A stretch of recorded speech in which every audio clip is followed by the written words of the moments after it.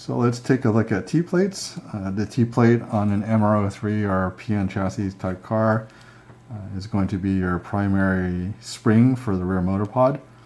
For the most part, it'll provide your left-right roll stiffness, which is basically how much grip you have in turns, and then the up-down or front-back stiffness, which will control your on-off kind of throttle response on how much grip you have.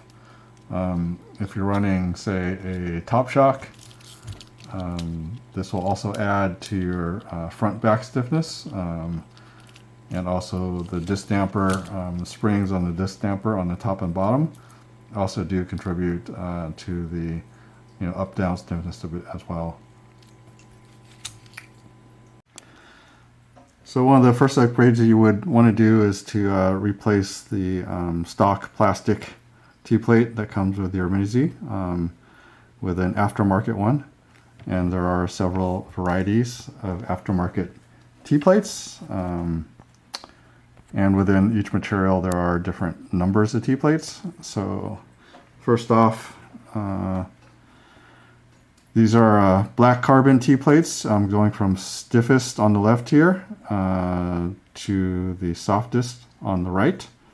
So the black carbon ones are the stiffest, the silver carbon ones are next stiffest, and then you have these fiberglass ones, black fiberglass, and then the white fiberglass, which are the least stiff. And then in terms of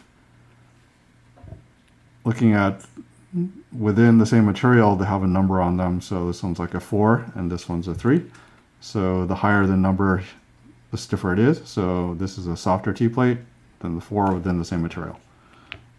For the most part, these softer fiberglass ones are very weak vertically, and so you'll generally need to run a top shock with them.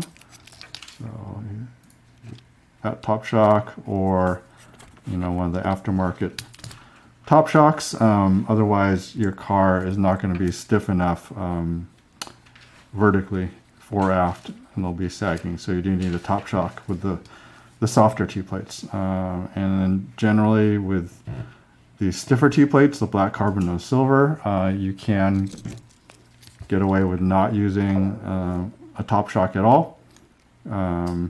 And just depends on your setup.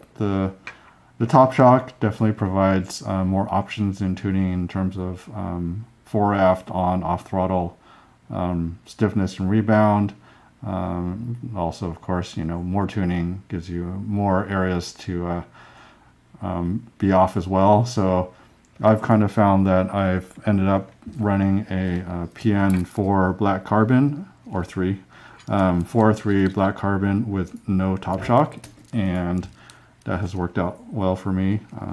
Very simple, no top shock to adjust, and a pretty stable setup. The only thing that can go wrong is if the T-plate breaks.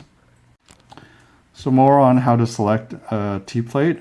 So it just depends what you're looking for in terms of fore aft, front back stiffness versus roll stiffness. You'll see T-plates running from like number 2s to number 6s. For the most part, the 6s end up being too stiff, and the 2s are a little too soft. Most folks on RCP end up running a, say, 3 or 4, or maybe at most a 5 T-plate. But really depends, if you're running a top shock and what you have on your particular chassis. And you just have to, the best option here is to look at other cars on your track and see what they're running, and see what kind of T-plate they're using.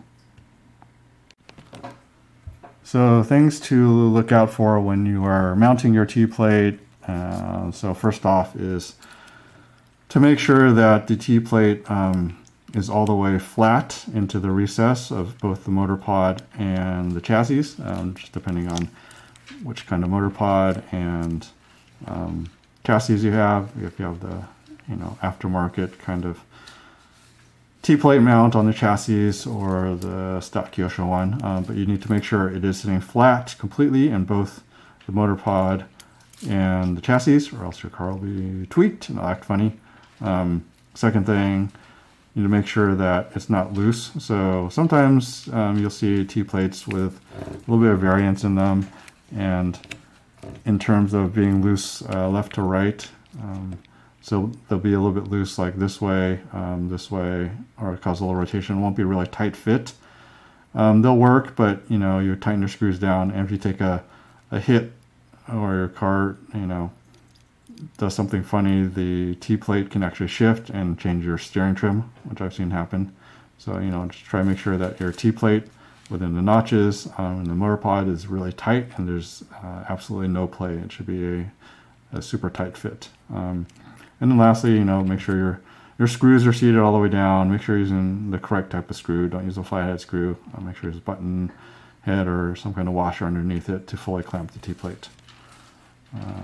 And then in terms of things that can go wrong, T-plates are pretty simple to diagnose. If your car is acting funny, first look at your T-plate. There can be a small micro crack in it.